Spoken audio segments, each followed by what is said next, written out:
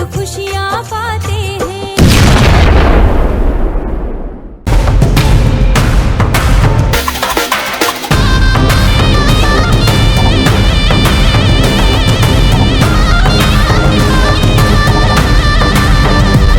गंगा में वस्त्र पहनकर स्नान करिए, बिना वस्त्र के नहीं, कुछ ना कुछ वस्त्र जरूर पहने रहिए, क्योंकि माँ है, वो माँ है, मर्यादा में रहिए, वस्त्र पहन के जाइए और प्रणाम कीजिए सरल भाषा में। बड़े बड़े संत, उनको पता है क्या क्या करना, जो मैंने बताया, शिखा बंधन, युगोपवेत, आचमन, आप इतना नहीं कर सकते, आम व्यक्ति उतना नहीं कर सकता, कोई बात नहीं, माँ को प्रणाम करिए, थोड़ा सा जल लीजिए, हल्का सर पे, इसके साइंटिफिक कारण है, सीधे पैर में अगर जल गिराइएगा तो ब्लड तेजी से ऊपर की ओर जाएगा और ब्रेन हेमरेज होता है। ये साइंस, मैंने कहा ना, मेरे पूर्वज बहुत समझदार थे, उन्होंने जो भी तरीका बनाया उसके पीछे कुछ कारण है। पहले सर पे जल डालिए, मैया हैं, फिर दाहिना पैर धीरे से बढ़ाइए और पूछ लीजिए, हे माँ, आज तेरे चरणों में थोड़ा सा अपने आप को पवित्र करने आया हूँ, क्या तेरे जल में डुबकी लगाने की इजाजत दोगी?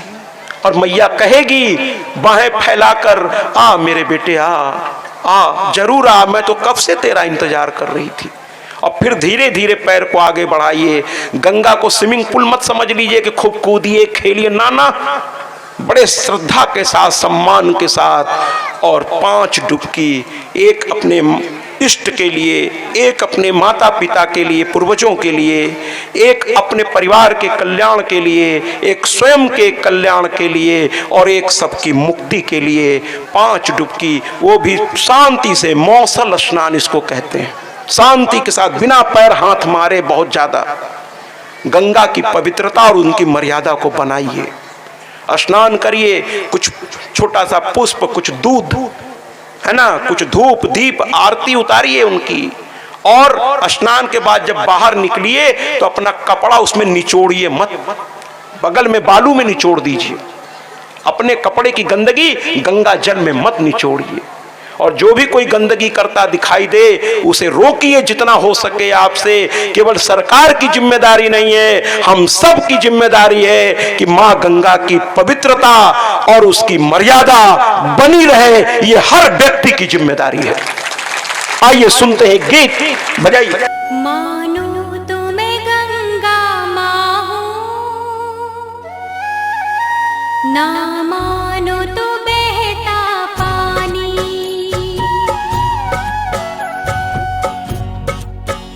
मानो तो मैं गंगा माँ हूँ, ना मानो तो बहता पानी, जो स्वर्ग ने दी धरती को,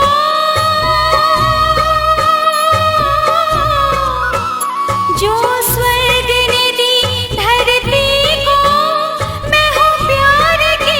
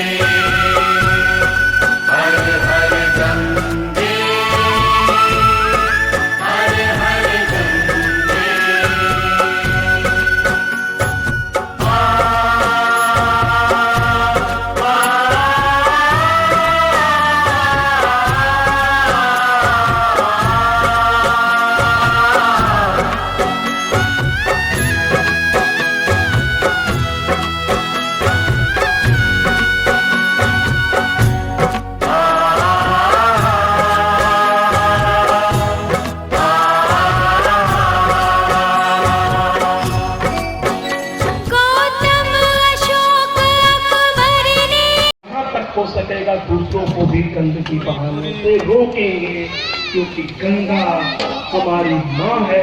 ऐसे तो हर नदी हम तो भारतीय हैं, हम तो हर को अपना भगवान बनाते हैं, हम तो सबको प्रणाम करते हैं, हर शक्ति को प्रणाम करते हैं।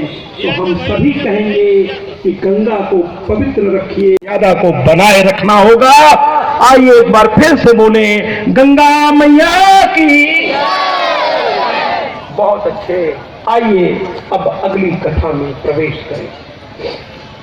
अब हवन चल रहा है, भागवत में है स्वाहा देवी की कथा। हमारे आचार्य लोग हर मंत्र में जब आहुति डालने की बात आती होगी तो कहते होंगे, क्या कहते हैं महाराज? स्वाहा। ऐसा हमारे आचार्य लोग आहुति जब पढ़ रही होगी तो हर मंत्र के साथ ये शब्द जरूर जोड़ते होंगे, स्वाहा स्वाहा स्वाहा। बिना स्वाहा कहे संबंधित देव को उसका भाग प्राप्त आहुति के द्वारा नहीं किया जा सकता। इसके पीछे एक कथा है कि भगवान ब्रह्मा, देवी भागवत, मैं प्रमाण के साथ ही चलता हूं महाराज, मैं शिक्षक रहा हूं, बिना प्रमाण के मैं कुछ बात ही नहीं करूंगा। देवी भागवत में ये कथा आती है स्वाहा देवी की, फिर आएगी स्वधा देवी की, फिर आएगी दक्षिणा देवी की। ये सब कथा एक एक करके आज मैं आपको सुनाऊंगा। स्वाहा देवी, ब्रह्मा जी अपने आसन पर बैठे हैं, बड़ी शांति है, चारों वेद प्रणाम कर रहे हैं उनको। मां सरस्वती भी उनके बगल में विराजमान है, सावित्री रूप में भी, वेद माता, सभी देवता प्रणाम कर रहे हैं। अचानक से देवताओं का एक समूह ब्रह्मा जी के दरबार में आता है और कहता है, हे देव, ये शुरुआती दौर की बात है, जब सृष्टि रचना हुई थी उस दौरान ये घटना घटी थी, बहुत पहले की बात है। तो कहने लगे देवता कि हे देव, हमको हमारा भाग, हमारा जो भोजन है वो हमें प्राप्त नहीं हो रहा है, जिससे हम दिन पर दिन, भाई आपको भोजन न मिले तो आप दिन पर दिन कमजोर हो जाएंगे कि नहीं हो जाएंगे? तो कहे हम लोग कमजोर हो रहे हैं और राक्षसी प्रवृत्ति मजबूत हो रही है, तो पृथ्वी का जो बैलेंस है वो बिगड़ जाएगा। ब्रह्मा जी ने कहा क्यों? मैंने तो जब रचना की उसी समय सब कुछ निर्धारित कर दिया, तुमको भी मैंने मंत्रों के द्वारा, पृथ्वीवासी के द्वारा तुम्हारा भाग तुम तक पहुंचाने की व्यवस्था कर दी है। तो ब्रह्मा जी कहे कि क्या पृथ्वी पर संत नहीं रह गए? कहे नहीं रहे, संत हैं। कहे आचार्य लोग? कहे वो भी हैं। तो कहे फिर क्या यज्ञ नहीं हो रहे हैं? कहे वो भी हो रहा है महाराज। तो क्या सही मंत्रों का उच्चारण नहीं हो रहा? कहे वो भी सही हो रहा है महाराज। तो कहे जब यज्ञ हो रहा है, तुम्हारे नाम से आहुति डाली जा रही है, मंत्रों का उच्चारण भी सही हो रहा है, बड़े बड़े विद्वान सही तरीके से इसको करा भी रहे हैं, फिर तुम्हें तुम्हारा भाग क्यों नहीं मिल रहा है? अब देवताओं ने कहा महाराज यही तो समस्या है, तभी तो आए आपके पास, भाई आप ही रचनाकार हैं, ये समस्या का हल अब आप ही के पास होगा। कि हो सब रहा लेकिन हमको हमारा भाग नहीं मिल रहा है, ये बताने। जैसे मान लीजिए कमेटी के लोग हमारे लिए बहुत व्यवस्था करें और वो हम तक पहुंचे ही ना, तो कैसे होगा महाराज? तो उसको पहुंचाने की जिम्मेदारी भी कमेटी के ही सदस्यों की है कि वो चीज मुझ तक पहुंच भी जाए। ठीक है महाराज। तो ब्रह्मा जी से कहा गया कि आपने हमारे भोजन की व्यवस्था की है लेकिन वो हम तक नहीं पहुंच रही। ब्रह्मा जी बड़े चिंतित हो गए, कहने लगे ये ऐसा कैसे हो गया? मैंने सारी व्यवस्था कर दी और उसके बावजूद ये समस्या कहां से आ गया?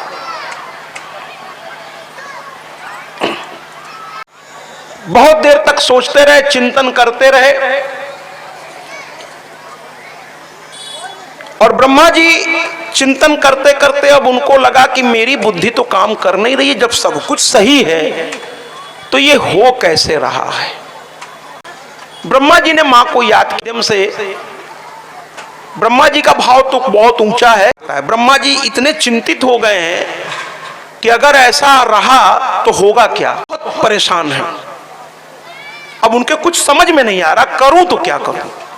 बार बार सोच रहे हैं मंत्रों का उच्चारण सही हो रहा है कि नहीं, यज्ञ सही तरीके से हो रहा है कि नहीं। और किसी भी अनुष्ठान में 3 चीजों का होना, मैं बार बार कहता हूं, बहुत जरूरी है। मंत्र शुद्धि, क्रिया शुद्धि, द्रव्य शुद्धि। जब तक ये 3 चीजें नहीं होंगी अनुष्ठान पूरा नहीं होगा। ब्रह्मा जी बड़े परेशान हैं, सब शांत हैं और ब्रह्मा जी चिंता के मारे उनके मस्तक पर हल्का पसीना आने लगा। भाई कोई बड़ा अधिकारी, तो संसार के मालिक लोग हैं, कोई बड़ा अधिकारी है उसको पता चल जाए, जैसे डीएम को पता चल जाए उसके जिले में उपद्रव शुरू हो गया, वो चिंतित तो हो ही जाएगा, तुरंत एक्शन में आएगा। को प्रकट होना पड़ा। मां ने पूछा कि इतना परेशान, तुम्हारे जैसा रचयिता भी अगर परेशान हो जाएगा तो ये सृष्टि तो फिर टिकेगी ही नहीं। जो बड़े पदों पर होते ना, वो छोटी छोटी बात पे इतना घबराएंगे तो कैसे काम।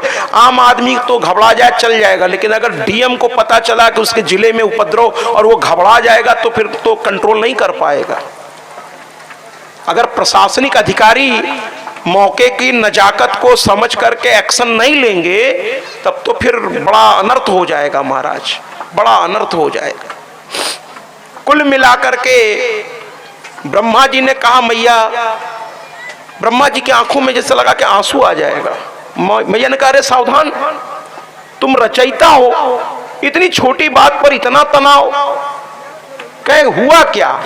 कहने लगे, क्या बताएं मैया, देवता खड़े कह रहे इनको इनका भाग ही नहीं मिल रहा, जबकि मैंने सारी व्यवस्था की है सृष्टि रचना के समय। ऐसा कैसे संभव है, ऐसा कैसे संभव है मां? कहने लगे, देखो पुत्र, मां ने कहा, मैं तुमको तुरंत बता सकती हूं कि कैसे यह हल होगा, लेकिन मैं चाहती हूं तुम खोजो। मां ने उनको आदेश दिया, कहा आंखें बंद करो। ब्रह्मा जी ने आंखें बंद की, कि ध्यान से देखो अंदर कुछ दिखा। ब्रह्मा जी मुस्कुराते हुए बोले, मां, बाहर भी तू और अंदर भी तू ही तू, मैया सबसे बड़ी है तू। तो मैया ने कहा, ना, वो भी मैं हूं, लेकिन उसका स्वरूप अलग है, उसका काम अलग है। जैसे मां तो चाची भी होती है, मां तो फुआ भी होती है, मां के कई रूप होते हैं, मां मौसी भी है, ये सब मां ही है आपके, लेकिन नाम अलग अलग है, इनका काम भी अलग अलग है। एक आपकी मां है, एक मौसी है, एक चाची है, एक फुआ है। यहां तक कि लक्ष्मण जी अगर जिस दिन आप बन गए तो भाभी भी आपकी एक मां ही है महाराज। राम ने पूछा था, बंदरों ने जब दिखाया कि ये आपकी पत्नी के आभूषण है, राम रोने लगे, कहे ये कानों का, ये नाक का। राम ने रोते हुए लक्ष्मण से कहा, देखो तुम्हारी भाभी के हैं क्या ये आभूषण? तो लक्ष्मण ने सर झुकाकर हाथ जोड़कर कहा, सुनिए सभी देवर।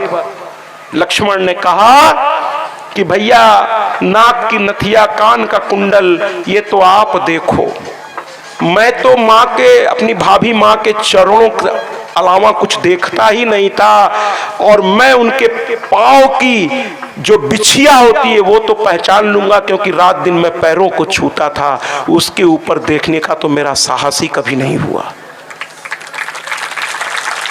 और ना मैंने देखना चाहा। वो तो मेरी माँ है, तो भाभी, बड़ा भाई पिता समान और बड़ी भाभी माँ समान। समझ रहे हैं आप? तो कुल मिलाकर के ब्रह्मा जी ने से मां ने कहा, वो जो अंदर देवी दिख रही है उनको हाथ जोड़ के स्तुति करो और वो सामने उनको प्रकट करो। और इसके बाद मां अंतर ध्यान हो गई, भगवान ब्रह्मा ने स्तुति की, अंदर की देवी बाहर आकर के प्रकट हो गई, उनके हृदय से निकलकर सामने खड़ी हो गई। ब्रह्मा ने कहा, हे देवी आप कौन हैं? कहने लगी, मैं स्वाहा देवी हूं। ब्रह्मा ने कहा, अच्छा। और एक बात, मां जब आई थी तो ब्रह्मा जी ने उनसे पूछा था कि अग्निदेव क्यों नहीं आहुति पहुंचा पा रहे देवताओं तक। जब पहले माँ आई थी तो उन्होंने पूछा, अभी स्वाहा देवी थोड़ा किनारे कर देते, माँ से पूछा था कि अग्निदेव आहुति क्यों नहीं पहुंचा रहे। तो कहने लगी माँ, अरे पगले, बिना पत्नी के पति, इसीलिए दोनों का महत्व है, पति और पत्नी। हाँ, संत हो गए तो बात अलग है, वरना अगर गृहस्थ हैं तो पति और पत्नी के बिना कोई पूजा भी। आप यहां तक कि राम जब सीता को, है ना, भेज चुके थे लवकुश के दौरान, तो वशिष्ठ जी ने जब कहा कि यज्ञ करना है तो कहे बिना पत्नी के तो आप भी नहीं बैठ पाएंगे, भले आप भगवान हैं तो क्या है, लेकिन गृहस्थ रूप में है। तो सोने की सीता बनवा करके गुरु वशिष्ठ ने बैठाया बगल में, कहे बिना उसके पूरा ही नहीं होगा। इसीलिए इनको धर्म पत्नी कहा जाता है महाराज, केवल पत्नी नहीं कहा जाता, ये धर्म पत्नी है, आपके वाम अंग में रहती हैं। इसीलिए महादेव ने इशारा कर दिया अर्धनारीश्वर रूप दिखा के कि ये आधा आप हैं आधा ये हैं, जब तक दोनों नहीं मिलेंगे संपूर्ण नहीं होंगे आप। अगर गृहस्थ है संपूर्ण नहीं होंगे आप। कुल मिलाकर के मां ने कहा था, अरे इनकी पत्नी को तो बुलाइए, अग्निदेव की पत्नी को बुलाइए, दाहिका शक्ति को बुलाइए, तभी ये आहुति वहां तक पहुंचेंगी। तो कहे कौन? फिर यही स्वाहा देवी आई, दाहिका शक्ति बनकर आई अग्निदेव के, दाहिका शक्ति। और ये दोनों पति पत्नी मिलकर के यज्ञ की आहुति को पहुंचाने का काम करने लगे देवताओं तक। और ब्रह्मा जी ने प्रणाम किया, अग्निदेव को बुलाया और उन्हें सुपुर्द कर दिया कि आज से ये दाहिका शक्ति बनकर देवताओं तक भाग पहुंचाएंगी और आपकी सहधर्मणी कहलाएंगी। बोलिए ना स्वाहा देवी की, स्वाहा देवी की। हमारा संस्कृति कहता है सब मिलकर आग साथ बढ़ेंगे, अकेले नहीं, संगच्छध्वम, साथ चलिए, वेद को पकड़िए। वेद कहता है सब मिल के साथ बढ़ेंगे।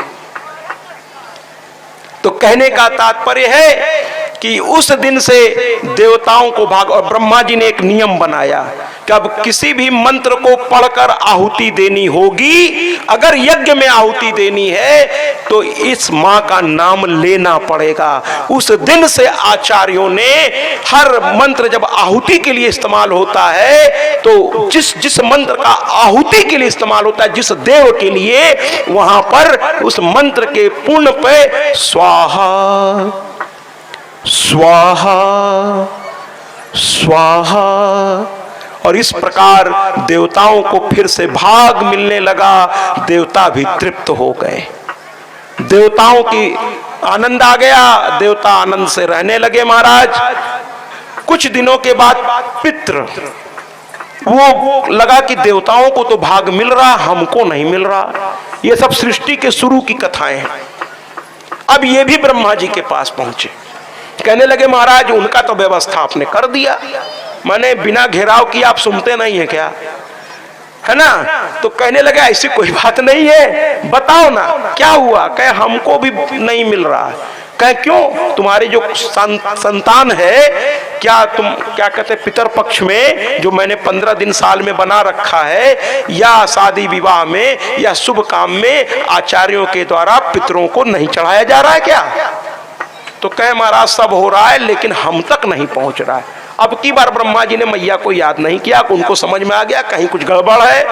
उन्होंने कहा रुकिए रुकिए, फिर उन्होंने ध्यान किया, अब की हृदय के तरफ से फिर उनको एक देवी सामने आकर के प्रकट हो गई। और ब्रह्मा ने कहा आप कौन हैं? तो मैया ने कहा मैं स्वधा देवी हूं। बोलिए स्वधा मैया की, स्वधा मैया की, स्वधा मैया की। अब जब पितरों के लिए आचार्य लोग पूजा कराते हैं तो वहां स्वाहा नहीं बोलते, वहां बोलते हैं स्वधा, स्वधा, स्वधा। और ये स्वधा देवी को उन्होंने पितरों को बुला के समर्पित कर दिया। कहा ये आपकी सहधर्मणी होंगी और ये आपका भाग पृथ्वी में जब आपके संतान, आपके अगली पीढ़ी जब आपके लिए कोई ऐसा काम करेगी जो पितरों के निवर्तिक होगा, तो उस भाग को ये आप तक पहुंचाएंगी और आप भूखे नहीं रहेंगे।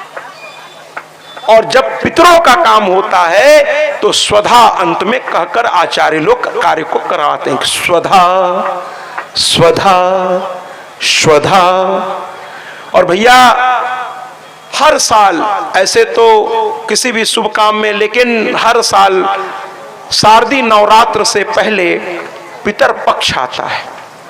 और मैं आप सभी से कहना चाहता हूं कि पितरों के लिए जरूर ये 15 दिन आप रखिए, समय पर पिंडदान करिए, समय पर तर्पण करिए, क्योंकि हमारा शास्त्र कहता है ये 15 दिन के लिए पितरों को यमराज भी, और जहां भी वो हैं, स्वर्ग में हैं, जहां भी हैं, वहां से उनको छोड़ा जाता है और वो बड़े विश्वास के साथ आपके घरों में आते हैं। आपके पूर्वज, सुन लीजिए, और शास्त्र पर अगर आपको विश्वास है, ऐसे तो अब बहुत सारे लॉजिक हैं कि गीता के अनुसार शरीर गया फिर दूसरा शरीर धारण करके आत्मा, ठीक है, हर व्यक्ति अपनी अपनी जगह पर सही है, लेकिन जो शास्त्र कहता है पितर पक्ष में हम अपने पूर्वजों को याद करके एक तरह से उन्हें धन्यवाद देते हैं कि आपने हमारे लिए इतना कुछ किया है, उसी चीज को हम आगे बढ़ा रहे हैं। अभागे हैं वो लड़के या वो लोग जो अपने मृत हो गए पूर्वजों को याद नहीं करते।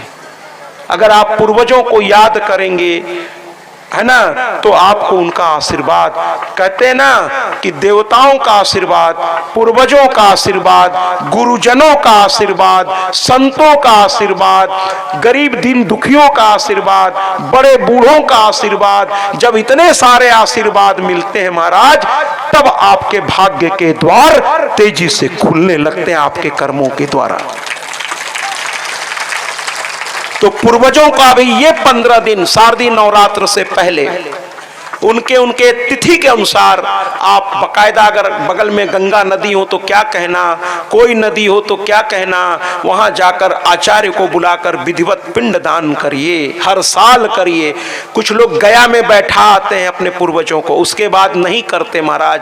लेकिन मैंने एक बार संतों के बीच ये चर्चा की कि गया में बैठाने के बाद करना चाहिए कि नहीं। उन्होंने कहा महाराज गया के बाद भी अगर आप करते हैं तर्पण और पिंडदान तो उसमें कहीं कोई बुराई नहीं है। आपके पूर्वज जहां भी हैं उसको मतलब आशीर्वाद ही मिलेगा। ऐसे लोग कहते हैं गया में बैठा दो, उसके बाद ये सब करने की आवश्यकता नहीं है। लेकिन जब तक गया में न बैठाए हो महाराज, तब तक तो आपको पिंडदान से लेकर सब कुछ करना चाहिए, तर्पण अर्पण सब कुछ करना चाहिए। और वो 15 दिन नियम से रहिए।